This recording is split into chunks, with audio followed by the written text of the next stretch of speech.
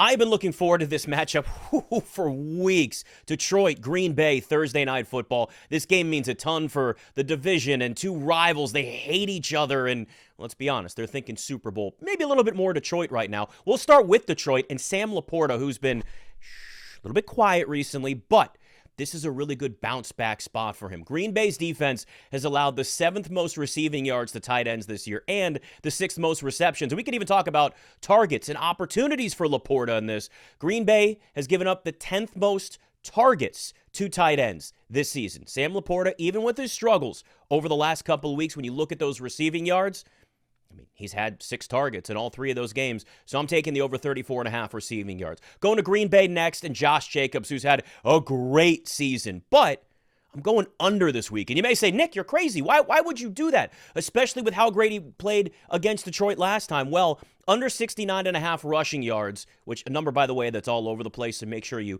kind of shop around and find the best number if you want to take this under. Detroit's run defense has been completely different over the last month.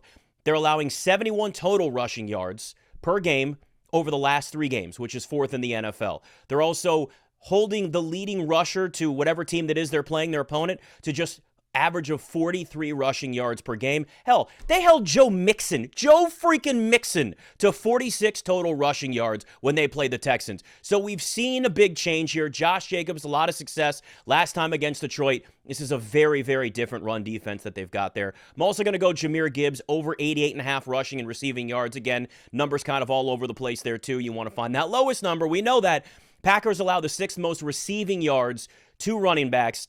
Gibbs has gone over this number in 9 of 12 total games in 7 of the last 8 this year. Look, his receiving yards have been a little bit all over the place, so that's why we're going to take rushing and receiving, get a little insurance.